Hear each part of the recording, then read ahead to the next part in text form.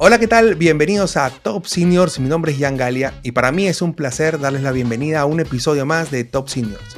El día de hoy tenemos a una invitada muy especial para tocar temas de inclusión, del Silver Economy, de la sexualidad femenina también.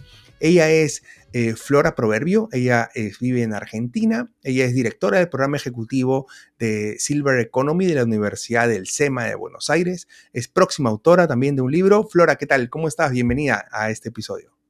Hola, Jan, qué gusto estar acá. Muchísimas gracias por invitarme. Igual, Flora, cuéntanos, ¿cómo es que empezaste en el mundo del Silver Economy? Bueno, empecé en el mundo del Silver Economy o a relacionarme con el tema de esta transición demográfica que está sufriendo la humanidad o atravesando la humanidad, de la misma manera que todos, a partir de una experiencia personal que me tocó. Y en mi caso me pasaron dos cosas al mismo tiempo. Una, yo trabajaba en una multinacional que en un momento decidió cerrar su operación en Latinoamérica, con lo cual me quedé sin trabajo y ahí me di cuenta que en las empresas tener 40 y pico, casi 50 años, en las entrevistas que tenía, ¿no? Era como que yo estaba un poco oxidada a las preguntas que me hacían. Yo sentía que yo estaba en mi mejor momento, venía a trabajar cuentas globales, me sentía como a punto caramelo, como decimos en Argentina, laboralmente, y las preguntas que me hacían eran como, ¿te sentís cómoda haciendo campañas de marketing digital? Y yo decía, pero a ver, ¿qué me está preguntando esta gente? ¿No? Como que porque yo tenía casi 50 asumía que no. Y eso me pareció muy loco, como la desconexión entre cómo yo me sentía, que estaba en mi momento más pleno, con más posibilidad de dar, con seniority, con experiencia, con ganas, con tiempo, y cómo me veían las personas que me entrevistaban. Entonces me ofrecieron un trabajo, pero decidí que no, que me iba a quedar afuera. Tal vez yo me autoexcluí por el autoedadismo, porque dije, bueno, igual pronto el mercado me va a echar, entonces ya que estoy afuera, ya me desarrollo afuera. Y al mismo tiempo mi papá, que tenía casi 90 años, se enfermó mucho y empecé a atravesar todas las situaciones de lo que implica cuidar a una persona, lo que implica trasladarse en una ciudad con una persona que tal vez en un momento está en silla de ruedas, lo que es ir a hacer un trámite, lo que es ir a una consulta médica y de repente un médico, en lugar de hablarle a la persona vieja, me hable a mí como asumiendo que la persona porque es vieja no puede entender. Empecé como a sentir esas injusticias que había respecto del trato que recibía mi papá y me dolían muchísimo. Entonces, bueno, estas dos cosas hicieron que lo que yo siempre hice, que fue especializarme en las demandas y necesidades de grupos de personas. Trabajé casi 20 años en la categoría de bebés, entendiendo lo que les pasaba a las mamás. Y dije, bueno, yo me voy a especializar en lo mismo, en entender lo que le pasa a un grupo de personas y traducir lo que les pasa en demandas y necesidades que las empresas pueden satisfacer por medio de productos y servicios. O sea que seguí trabajando de lo mismo, pero decidí hacer este corrimiento hacia las personas maduras. Y así empecé.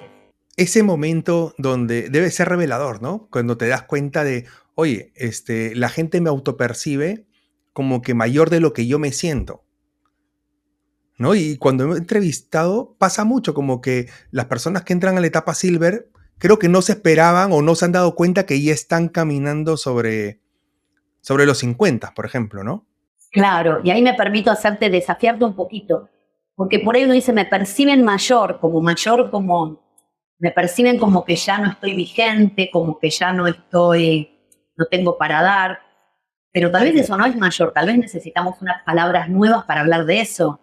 Me percibían, no sé si como mayor, me percibían como que porque yo tenía años no era relevante, no era vigente, no tenía la posibilidad de dar, ¿no? Y creo que por ahí lo que tenemos que hacer, lo que yo trato de hacer con mi trabajo, es que nos amiguemos con la idea de ser mayores. ¿Viste esos memes que vuelan por ahí que dicen morir joven lo más tarde posible? 60 son los nuevos 40. Bueno, a mí eso me parece una tontería absoluta y estoy como totalmente en contra de eso. ¿Qué es morir joven lo más tarde posible? Morir pleno, morir vigente. O sea, si sos viejo no sos joven. O sea, ¿cuál es el problema con entender, asumir que somos viejos, que vamos envejeciendo? Digo, no, como que hay que cambiar toda la narrativa respecto de la madurez y de la vejez, pero sin tener miedo a decirle vejez a la vejez. No inventar estos neologismos porque nos da cosita decir que somos viejos, ¿no? Totalmente de acuerdo contigo, Flor, ahí. Y así como esas cosas que te diste cuenta, o esto que mencionabas, ¿no? Que el doctor le habla al hijo y no al paciente, ¿qué otras cosas has podido notar? ¿qué hay? Bueno, yo porque tengo el ojo muy entrenado, digamos, para todo lo que es marketing y comunicación y tal, entonces empiezo a ver como el tema de los estereotipos o cómo se representa o se representaban a las personas mayores. Y es muy interesante en estos 5 o 6 años casi que llevo trabajando en esto, cómo cambió el tema, realmente se instaló en la agenda de los gobiernos. De hecho, seguramente mucha gente que vino acá ya dijo que esta es la década del envejecimiento saludable. Entonces, muchas personas mayores que antes no estaban representadas en los medios, típico ejemplo, una crema para las arrugas, que te ponían una modelo de 40. Ahora te ponen una modelo de 70 y está buenísimo. Pero también muchas veces empiezo a ver estas representaciones que es lo que hablábamos antes. Muchas veces están buenísimas y otras veces son representaciones de personas mayores, pero con rasgos como de persona joven, ¿viste? De repente como unos pelos y unas melenas divinas que vos decís, bueno, pero la verdad que la mayoría de las mujeres de 60, 70, 80 no pueden tener esos pelos. O gente súper... Me encanta mostrar los viejos que corren maratones. Me parece que es muy estimulante, pero también la vejez es válida si estás en una silla de ruedas. No es que solamente están buenos los viejos que corren maratones, ¿no? Entonces, como que todavía, por ejemplo, a la representación nos falta recorrer un poco. Ujú. Y avanzando un poco en las décadas, ya llega esta etapa que mencionabas de la silla de ruedas. Y no sé si puedes compartir con nosotros un poco sobre qué iniciativas has tenido tú en tu ciudad para que la ciudad se vuelva más inclusiva y justo un tema importante es las facilidades que hay urbanísticas. Bueno, Buenos Aires es una ciudad amigable, ¿no? Entra dentro de las ciudades amigables. Como todas las ciudades de nuestra región, hay muchos desafíos y cosas por hacer, pero también el gobierno local está trabajando mucho en pos de esta integración. Yo trabajo con el Ministerio de Desarrollo de la Ciudad de Buenos Aires en este momento en un proyecto que se llama Economía Plateada del Diagnóstico a la Acción, que justamente el nombre tiene que ver con que identificamos muchísimos desafíos y ahora hay que, bueno, a ver cuál es el próximo paso, ¿no?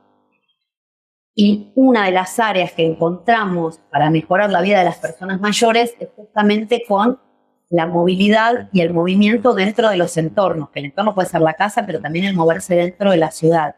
Y ahí hay muchas oportunidades. Obviamente los gobiernos tienen que hacer cosas, pero también hay muchísimas oportunidades para la articulación público-privada, en donde finalmente llevar adelante esas obras de rediseño de la ciudad, bueno, va a caer en manos de empresas privadas muchas veces. Entonces, entender que el potencial de la economía plateada también tiene que ver, obviamente, lo más importante, con hacer que la vida de las personas mayores, que vamos a hacer casi todos, sea lo más digna y puedan estar integrados a la sociedad el mayor tiempo posible. Pero otra gran oportunidad es entender que la economía plateada va a generar muchos puestos de trabajo, muchos proyectos, la posibilidad de que muchas empresas y emprendedores puedan generar movimiento económico en las economías de cada uno donde esté. Entonces el potencial, digamos, funciona de los dos lados, desde los receptores de los beneficios o inclusive muchas veces la economía plateada tiene que ver también, estos proyectos están generados por personas que tienen más de 50, más de 60, que también llevan adelante emprendimientos y a su vez dan trabajo, ¿no? Entonces es todo un círculo virtuoso que se pone en movimiento y bueno, todo lo que hay que hacer en las ciudades, todo lo que hay que hacer con los medios de transporte es súper relevante. Y, por ejemplo, y también hay otra área, porque existen muchas legislaciones respecto de lo que hay que hacer para que los entornos sean inclusivos con las personas mayores o por ahí con alguien que tiene una discapacidad y no es mayor. Digo, cuando un entorno es exclusivo, incluye a todos, ¿no? Pero pasan cosas graciosas o tragicómicas. Yo tengo muchas anécdotas con mi papá, te puedo contar un par.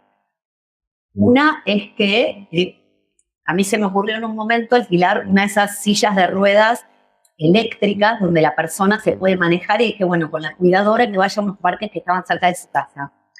Entonces sale el primer día, la cuidadora no quería saber nada con la silla, salen, claro, y la calle tenía un pozo. Entonces no podían entrar, entonces decidieron ir por la calle por donde van los autos. Imagínate el peligro, ¿no? Mi papá manejando la silla, no quiero imaginar. Bueno, había un pozo y la batería de la silla que yo había alquilado salió volando.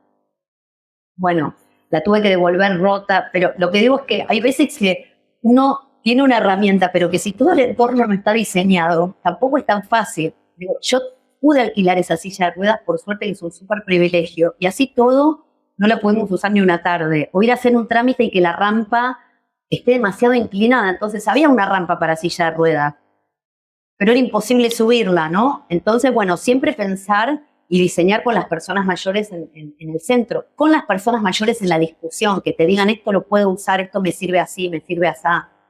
Perfecto. Y me gusta cómo vamos moviéndonos hacia el tema de las oportunidades de productos y servicios que hay para las personas mayores. O las personas que están en la etapa silver. Cuando tú has estado investigando sobre estos temas y estas oportunidades, eh, ¿recuerdas alguno que te haya llamado así particularmente la atención, que dijiste, oye, qué innovador, qué novedoso, o que le viste potencial? Mira, trabajé con diferentes cosas. Te voy a contar, para mí hay 3 grandes grupos de cosas, ¿no? Entonces están los productos y servicios que le hablan al segmento desde una cosa más de estilo de vida. Estoy en otro momento de mi vida y, por ejemplo, algo muy interesante es lo que hizo las Islas Canarias, que se convirtieron en un destino silver de largo plazo, y entonces cambiaron muchísimas cosas del entorno para atraer a las personas que en Europa, que hace frío en el norte, bajan y de repente se pasan 3, 4 meses en un destino cálido. Y ahí directamente como que rediseñaron toda la ciudad, digamos, ¿no? Entonces poniendo cosas más relacionadas con la salud y tal. Eso es un mundo. Otro mundo que a mí me encanta es como el de decir, bueno, la silverización de la vida. ¿Y esto qué tiene que ver? Con los productos o servicios en donde, haciendo un cambio en el portafolio de una empresa, comenzando algo, a una persona que quedaría relegada o aislada de una situación, yo le puedo ofrecer algo para que siga perteneciendo al mundo y no quede aislada. Y ahí tenemos un montón de categorías que ya existen, desde decir, no sé, los pañales para adultos, o un audífono, o ahora en Buenos Aires me están viendo muchísimo las scooters, ¿no? Estas como motitos, como triciclitos, donde la gente puede moverse súper independiente, que por ahí en Estados Unidos uno viajaba o en Europa y las veía siempre, ahora se están viendo mucho en Buenos Aires. Eso es una silverización, la persona no está no depende o no está dependiente, o que dependa uno de otros, o que quede aislado uno de otros, depende de que le des la herramienta. Si la persona tiene ese scooter, sigue siendo una persona independiente, pero necesita una herramienta. Y esa es la categoría que a mí más me gusta trabajar. Y después tenemos cosas, ahí por ejemplo también hay casos muy interesantes de cómo la tecnología está cambiando o permitiendo que la gente sea más independiente en su entorno por más tiempo. Por ejemplo, prevenir las caídas en el hogar. O si alguien se cae en el hogar o en su entorno, sale a caminar o a pasear, bueno, con un reloj que está conectado a su celular, si la persona se cae, le pasa algo, se entera, se dispara una llamada, le avisan a un familiar, pero esa persona puede seguir viviendo sola e independiente. Mientras que cuando no estaba toda esa tecnología que ayudaba a la persona dependía de que alguien la esté vigilando todo el tiempo, de que alguien la acompañe a salir a la calle porque se podía caer. Y perdía su independencia, perdía su privacidad, o todos los wearables, ¿no? Todas estas cosas electrónicas que permiten que la gente se vaya autogestionando la salud. Y eso lo que me permite es que a la larga yo esté más sano o más sana durante más tiempo, y eso retrasa, por ejemplo, una posible institucionalización. Y después tenemos ya las personas con dependencia. Entonces, en todos los casos hay muchas formas en las que se están resolviendo cosas. Te digo casos de amigos que me encantan. Por ejemplo, Círculo Ten, no sé si los conoces. Círculo Ten es una app que resuelve el tema de la soledad no deseada, permitiéndole a la gente, por medio de tecnología, generar vínculos con otras personas alrededor de diferentes intereses. Lo que me interesa, o por ahí algo que yo no sabía que existía, de repente me conecto, uy, mira qué bueno, este toca el piano, y bueno, puedo aprender, y así genero amigos en todo el continente por medio de la tecnología.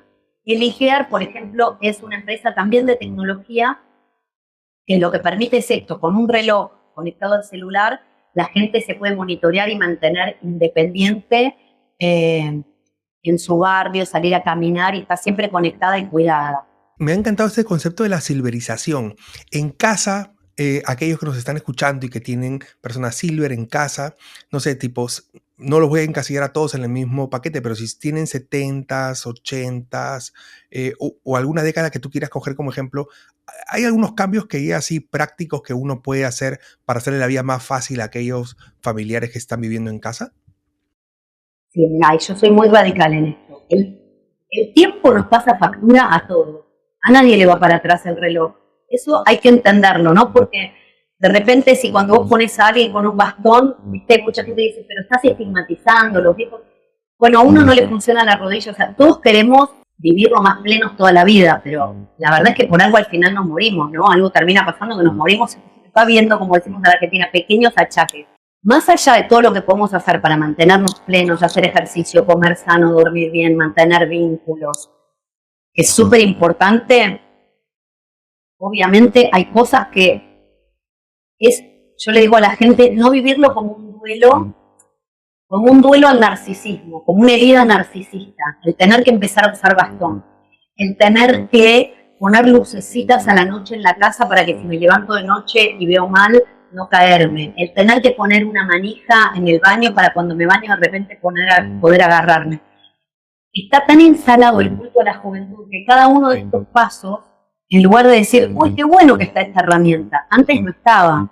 Es una herida narcisista porque la gente lo vive como un fracaso, porque ahora está este mandato de que hay que envejecer corriendo maratones.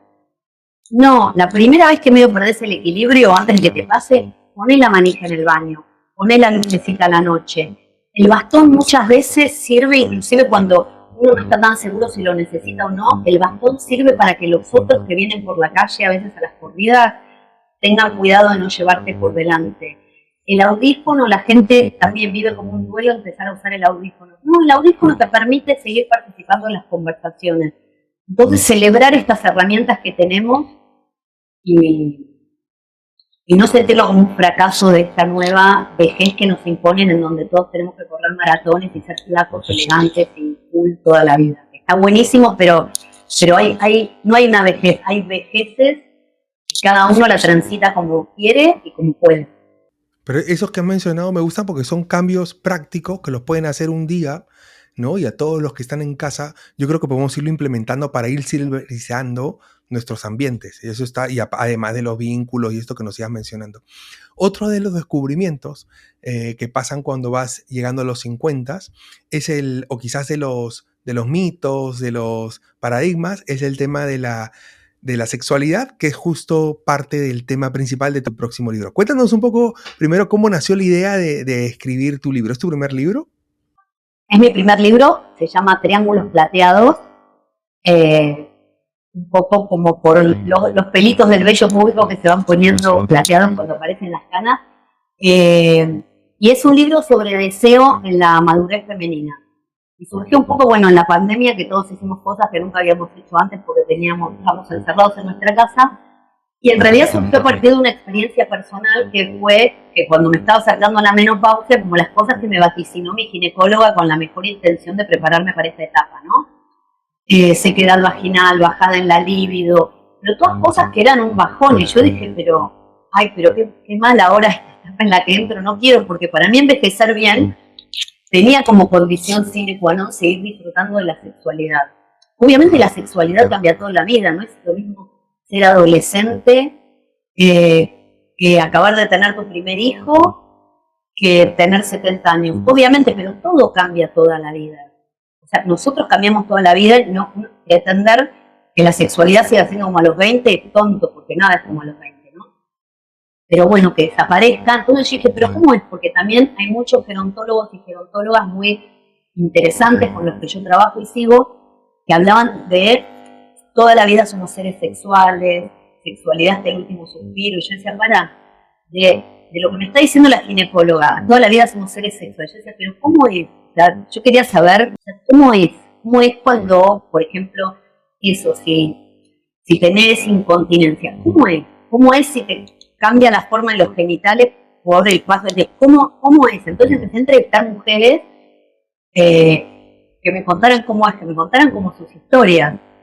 Y bueno, en realidad la principal idea que aprendí son dos cosas.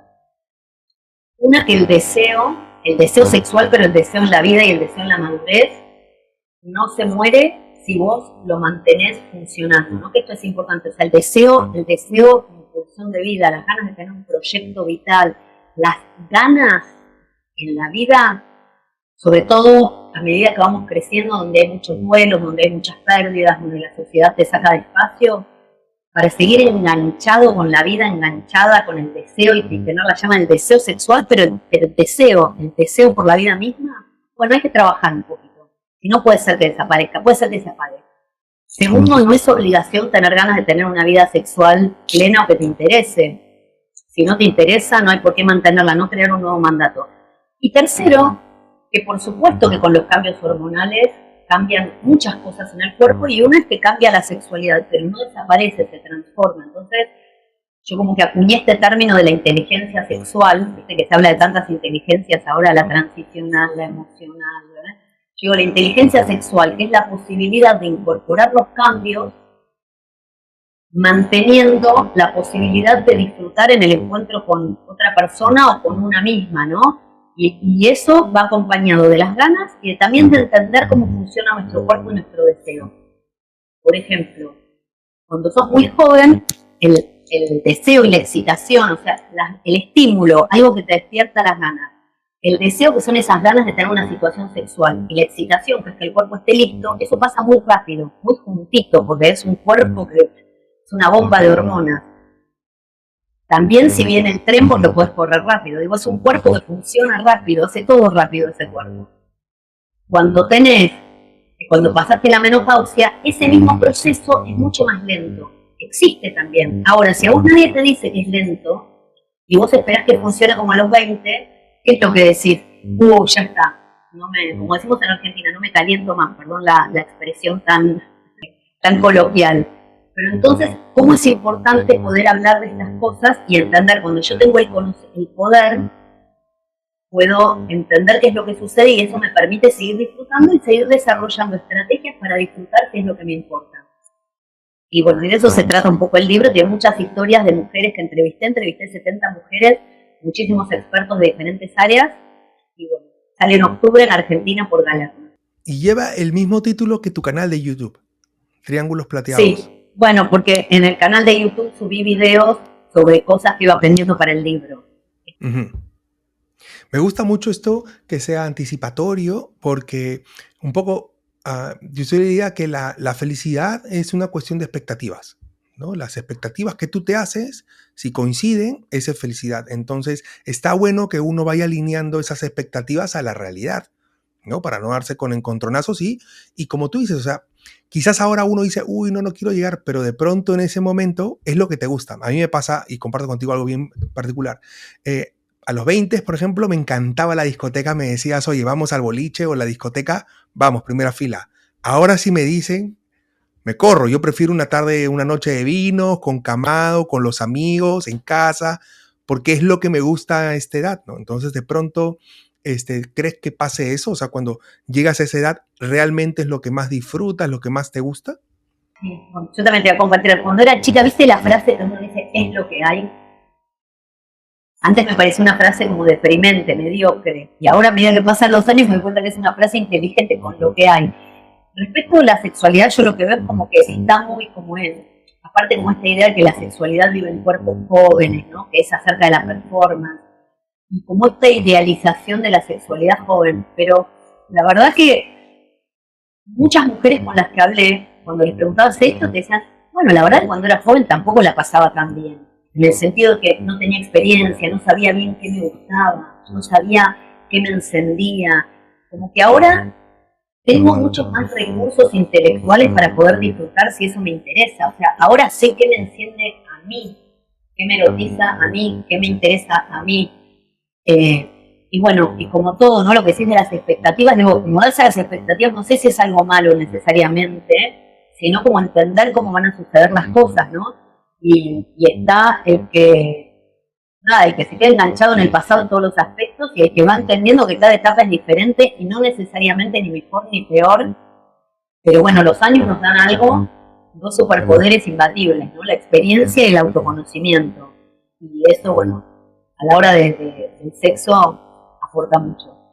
Eso, exactamente. ¿Has pensado hacer webinars también sobre la temática o los vienes haciendo? Estoy pensando hacer un par de productos, pero bueno, la vida, viste, los días tienen 24 horas para todos y a veces no me alcanza el tiempo, pero sí hago cosas con mujeres, o a veces me empezó a pasar algo que muchas mujeres me llaman como para tener algunas sesiones y charlar conmigo del tema y yo digo, pero yo no soy sexóloga, yo soy una persona, no, pero yo quiero hablar con vos como amiga, viste, como yo te pago y bueno, y vamos y charlamos, pero y es un proceso muy rico. Y yo, bueno, yo te puedo como contar lo que aprendí de esta experiencia, pero no me voy a poner como a explicarte cómo funciona el cuerpo y eso porque no me parecería serio, digamos, ¿no?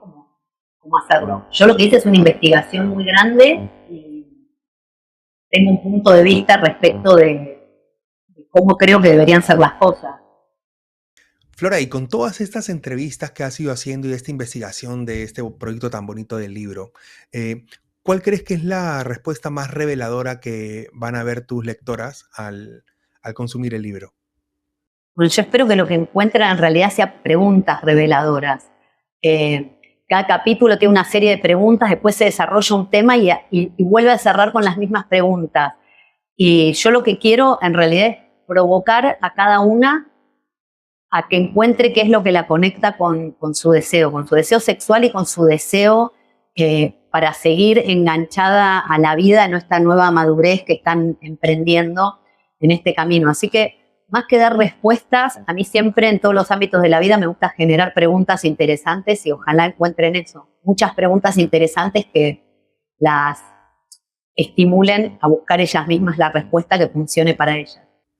Y es algo súper, súper bonito para que todos puedan hacer. Hay poco material sobre estas temáticas y yo creo que mientras más se abra la conversación, va a ser mucho mejor para todos, ¿no? Porque van a intercambiar opiniones, se van a poder encontrar, se van a seguro reflejar en tu libro. Así que se los recomiendo. Vamos a dejar un link en la parte de abajo para que puedan encontrar el libro de Flora, las redes sociales de Flora también. Y antes de cerrar esta conversación, Flora, me ha encantado tenerte en el podcast. Me gustaría jugar contigo un ping-pong de preguntas para que la gente te llegue a conocer un poco más. Estas son preguntas cortas para respuestas cortas y la primera es un libro que te guste a ti. Un manifiesto contra el edadismo de Ashton Applewhite. Genia total a cualquiera que le interese este tema. No sé si está en español, pero lo recomiendo. Ashton Applewhite. Buenísimo. ¿Un autor o speaker que te motive? Un autor, bueno, Ashton recontra mil también. Alguien más que me motive. Ahora estoy escuchando mucho a Felipe Piña, que es un historiador argentino, porque comparto con mi hijo, que es muy fan de la historia, y cuenta otra versión de la historia y nos invita a revisar personajes. Mucha historia argentina. Ahora estoy leyendo uno de Güemes, que es un prócer, un héroe que tuvimos, que ayudó mucho, estuvo en Salta, tenía un ejército de gauchos, medio como guerrillero, porque desde Buenos Aires no le mandaban los fondos, y fue un héroe como olvidado casi. Y recién hace un par de años se reivindicó su rol, y mi hijo pequeño es fanático de Güemes, y gracias a eso descubrí a Felipe Piña, y me encanta. Y ahora estoy leyendo muchos de sus libros. Genial. ¿Qué fue lo último que aprendiste, Flora, y que te inspiró a seguir capacitándote? Lo último que aprendí fue a programar sites. No programar, porque ahora están todas esas plantillas. Pero me estoy ahora armando un site que lo estoy armando completamente yo sola, desde cero, programando todo. ¡Qué bien! Está bien, si bien no es muy difícil, pero me encantó que lo hice sola, sin ayuda de nadie. Y me sentí muy bien por hacerlo. Bien. Te felicito, Flora. ¿Qué consejo le darías a Flora de hace 10 años? Bueno, medio cliché el consejo, pero paciencia y creer en vos. El mismo consejo que le daría a toda la gente, no solo a la Flora de hace 10 años, ¿no? Como paciencia y creer en lo que uno tiene y en su metro cuadrado, tratar de hacer todos los días lo que te haga un poco feliz y no abatratarte tanto con lo que pasa alrededor. Qué bonito. A la de hoy también le daría ese consejo, ¿eh? Genial, me encantó eso. ¿Qué actividad o hobby te ayuda a desconectar del trabajo o estrés? A hacer ejercicio. Todas las mañanas hago ejercicio y si quiero trabajar menos solamente para hacer más ejercicio. ¿Cuál es tu plato peruano favorito? Todos. Soy muy fan de la comida peruana. Todos. Bueno, obvio, el ceviche, la papa a la huancaína. Tomo bastante pisco y los postres no, porque me parecen muy dulces y no soy muy dulcera. Pero, o sea, hay un lugar que se llama Primavera Trujillana al que voy mucho, hace mucho tiempo, que queda cerca de mi casa. Y bueno, para los que estén en Buenos Aires, Primavera Trujillana, muy bien. Buen dato. Ya saben a dónde engreírse en Primavera Trujillana. ¿Cuál es la lección de vida más importante que has aprendido hasta ahora? Que todo lo que te pasa, si lo hablas y le das la vuelta, lo puedes metabolizar. Que no sos lo que te pasó, sino lo que haces con lo que te pasó. Genial. Lo puedes metabolizar. Qué bonita frase, Flora. Si pudieras adquirir finalmente un superpoder por un día, ¿cuál eliges y por qué? Ser inmortal. Es que no me quiero morir. No me quiero morir. Me da mucha curiosidad, por ejemplo, sobre todo me da curiosidad como lo que va a pasar en el mediano corto plazo. No es que digo, ¿cómo será todo dentro de 1500 años? Pero digo, ¿cómo será todo dentro de 100 años? ¿Viste? Como variables que yo puedo ver cómo evolucionan. Por ejemplo, con esto de la longevidad, o cómo serán las estructuras de las familias dentro de 100 años. Como las variables de cambio que yo veo, me encantaría poder ver un poco más de lo que voy a llegar a ver cómo cambia. Perfecto, Flora. Te agradezco muchísimo por tu tiempo, por toda tu sabiduría, por haber compartido con nosotros. Vamos a esperar con ansias este libro que vas a sacar, que va a aportar muchísimo al ecosistema. Y espero que la hayas pasado bonito en esta conversación. Bueno, muchísimas gracias. Disfruté muchísimo la charla y disfruté muchísimo los capítulos de este podcast que escuchaste ahora. Así que gracias por el buen trabajo que están haciendo. Muchísimas gracias, Flora, por acompañarnos en este episodio. Le he pasado súper bien. Espero que tú también. En la página de abajo les vamos a dejar todos los enlaces de Flora. Van a tener su página de LinkedIn, donde conseguir su próximo libro, el canal de YouTube, Triángulos Plateados que tiene. Y gracias por acompañarnos hasta aquí. Si les ha gustado este episodio, déjennos sus likes, eso nos ayuda mucho. Compártanlo con sus amigos y conmigo será hasta una próxima oportunidad. Gracias, Flora.